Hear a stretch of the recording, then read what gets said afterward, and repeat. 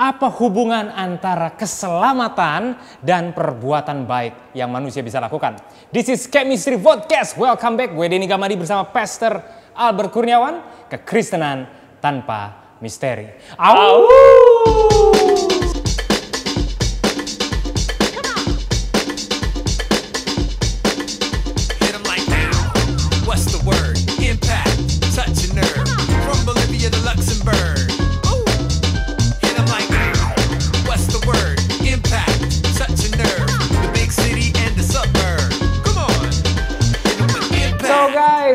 Pastor Albert is here dan kita lagi ngomongin soal salvation, keselamatan. Ya. Dan seringkali kata kedua yang muncul berkaitan dengan keselamatan adalah perbuatan baik ya, kebaikan supaya seseorang bisa diselamatkan ya.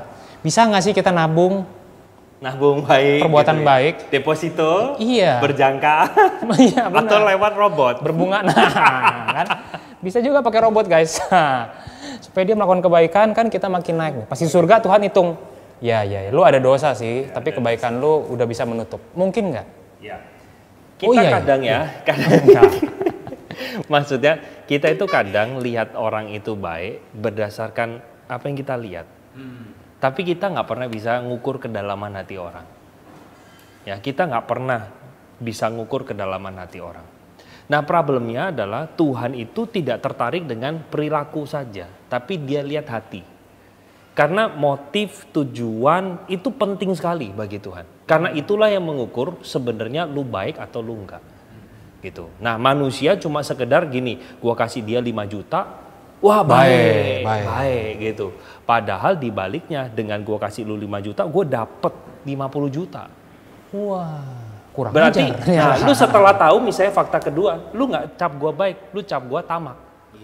Begitu. Nah, problemnya fakta kedua ini tidak pernah terbongkar. Dia bisa kemas atau orang itu bisa bermain kebaikan itu dengan sangat smooth sekali. Gitu. Ada seorang YouTuber yang ada terkenal di YouTube. Jadi dia menggaungkan satu nafas untuk ayo kalau sudah untung, kalau sudah dapat rezeki banyak bagikanlah sama orang lain. Tapi di dalamnya tersisip sebuah semangat. Karena kalau lu bagi rezeki buat orang lain, rezeki itu akan balik sama lu. Wah, jadi artinya kan, itu kan konsep dia sebenarnya konsep yang antroposentris sekali. Yang penting guanya.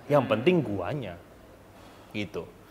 Nah itu yang menurut gua belum tentu bagi kita baik, tapi kalau kamu tahu hatinya belum tentu lo baik. Kita pernah seringlah dengarlah istilah menjilat orang. Menjilat orang itu apa?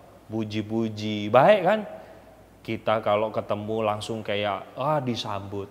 Tapi di belakang setelah tahu hatinya jahat, dia pengen singkirin kita.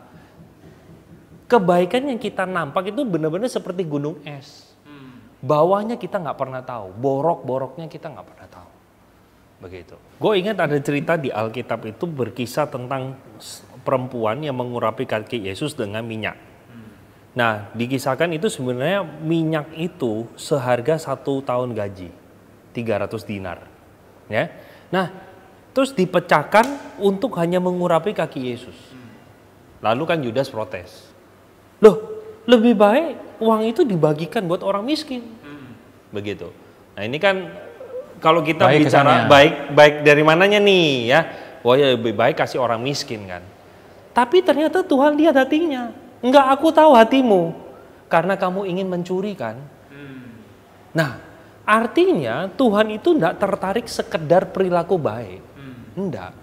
Tapi dia melihat hatimu kayak gimana. Nah, kadang kita mengatakan bahwa wah orang ini baik, masa orang baik enggak masuk surga sih? Lo tunggu dulu. Baik menurut siapa? Apakah Tuhan itu bisa dikelabui kebaikan manusia itu dengan segala pernak-pernik cantiknya? Jadi baik menurut Tuhan kira-kira kayak gimana, Pastor? Nah, baik menurut Tuhan artinya harus sejalan, harus sesuai dengan kehendak Tuhan dan harus sesuai dengan cara dia.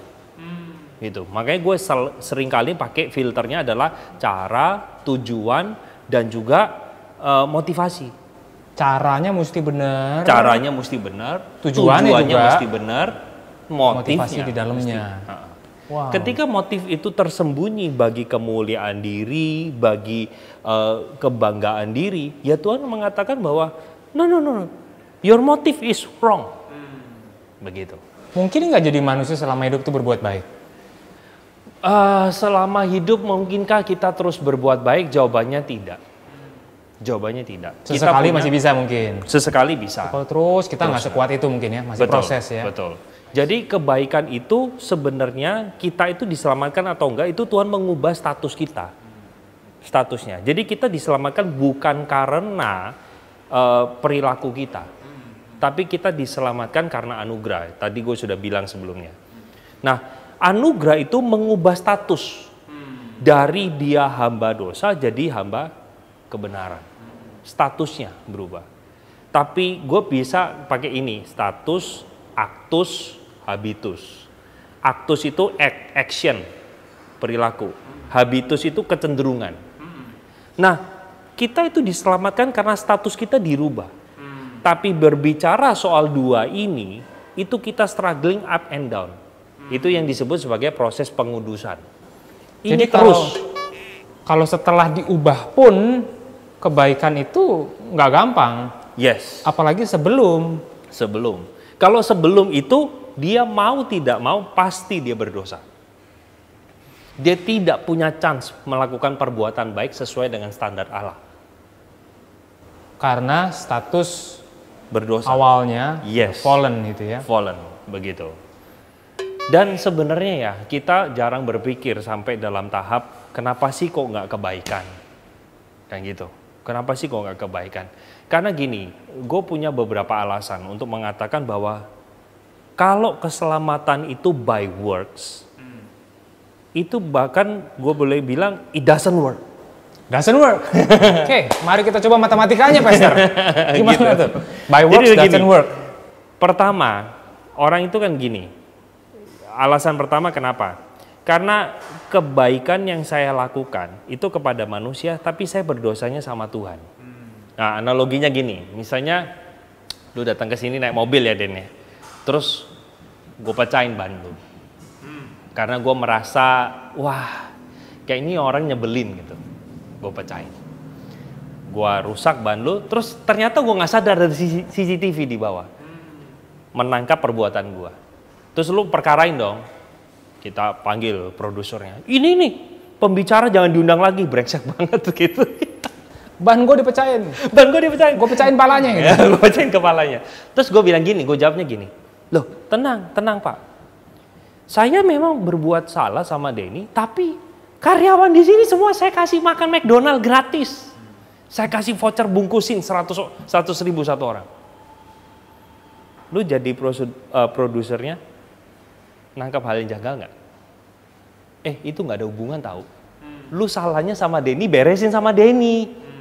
Gak ada lu hubungannya buat baik sama orang lain, gak ada hubungan. Nah manusia kan gitu tuh. Berbuat salahnya sama Tuhan, tapi dia buat baik sama sesama. Nggak connect. Itu alasan pertama. Oke. Alasan kedua. Nggak connect. Kalau kita lakukan kebaikan, satu kejahatan aja, itu langsung merusak semuanya. Contoh ya, gue usia 37. Hari ini gue lakukan saja satu tindakan kriminal sudah menghancurkan reputasi gue selama 37 tahun jadi warga sipil yang baik. Oh jadi selama 37 tahun ini pastor baik ya? Bercanda. SKCK guys, SKCK kita. Ya. Gitu, jadi hancur semua.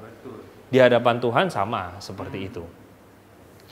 Yang ketiga, perbuatan dosa itu nggak bisa dibayar dengan kebaikan. Tapi harus dibayar dengan hukuman. Contoh lagi, karena gua ngerusakin ban lu, akhirnya diperkarakan ke polisi. Polisi bilang, oke, buktinya sudah jelas, berita acaranya sudah jelas, bawa ke pengadilan untuk diputuskan Pak Albert ini mau diapain. Oke, terus pengadilan akhirnya mengambil keputusan bahwa gua dihukum 2 tahun. 2 tahun penjara. Terus gue bilang sama Pak Hakim, kok gitu sih? Gue cuman nyakiti dia 1 orang loh. Tapi gue selama jadi pendeta, gue doa berkat, gue memberkati lewat khotbah gue juga besuk tolong orang yang membutuhkan makanan gue berikan. Masa Pak Hakim nggak hitung itu kebaikan sebagai jasa untuk mengurangi dosaku? Terus Pak Hakim apa mungkin dia bilang gini, masuk akal ya? Kamu kok ngomong masuk akal ya? Ya oke, saya kurangin deh, jadi 2 bulan aja. Saya aja ini penjara deh, kamu lebih baik dari saya, kata Hakim. Lu pasti nggak terima, karena nggak adil. Karena memang kebaikan tidak bisa menutupi kesalahan. Cuma hukuman yang mesti bisa. hukuman. Dan yang terakhir sebenarnya kalau kita hitungan matematis. Oke. 1 hari kita lakukan 3 dosa. 3, pagi, siang, malam. Minum obat. Tengah malam nggak dihitung ya? Nggak usah tidur ya. Ya udah. Sebulan berarti 90 ya. 30 kali 3. Setahun berarti 1080. 1080. Kayak resolusi ya? Ya resolusi. 1080 kali 720. Kita buletin ke bawah jadi 1 tahun 1000 dosa. Saya 37 tahun. Berarti 37.000 dosa. Hari ini saya baru realize, wih gila dosa gue banyak banget. Berarti kalau pandangan dunia itu kebanyakan memegang begini, baik itu harus lebih besar atau lebih berat daripada dosa. Yeah. Berarti gue harus 37.001. Orang matematikanya begini, wah berarti gue harus berbuat baiknya 2 kali lebih cepat. Supaya mangkasnya cepat. Berarti katakanlah kalau gue 1 hari buat 3 dosa, berarti gue 1 hari bikin 6 kebaikan. Artinya potong separuh dong hitungannya. Berarti bukan lagi 37.000 butuh 37 tahun, tetapi hanya butuh berapa? 37 bagi 2. 18. Berarti kurang lebih 18. Berarti 37 tambah 18 tahun, gue usia 55. Nah, ketika gue sudah usia 55, dosa gue dari umur 0 sampai 37 beres. Tapi gue lupa hitung 38 sampai 55 siapa yang bayar? Soalnya masih berdosa terus ya. 55 gue jantungan mati. Masuk mana? Masuk rumah sakit. Masuk rumah sakit, betul. Di rumah sakit, di ICU, nggak ketolong. Masuk mana? Mati. Duh, kalau gitu kita logikanya gini. Loh kalau gitu gue harus punya kekayaan untuk bisa bayar kebaikan lebih banyak. Berarti yang bisa masuk surga hanyalah orang kaya dan yang punya banyak waktu. Kalau orang-orang udah usia 50 terus kita ke rumah sakit, asu, ai, udah nggak usah percaya Yesus, sudah pasti masuk neraka kok. Kurang baik dirimu. Maka akses itu justru ketika kebaikan didapat sebagai syarat untuk masuk surga, maka banyak sekali orang justru tidak masuk. Jadi itu malah konsep yang beracun, membahayakan ya. Weh guys, so bicara soal kebaikan dan keselamatan nggak kompatibel ya. Tadi Pastor Albert sudah kasih berbagai ilustrasi, perumpamaan, dan logik secara matematis, filosofis buat ngelihat mungkin nggak dan atau apakah pilihan ini lebih baik ya ketimbang anugerah. Kalau lebih baik ya oke lah ya, orang bisa pikir oke ini opsi. Tapi kenyataan bahwa ini pun malah lebih membuat kita lebih jauh daripada surga gitu ya.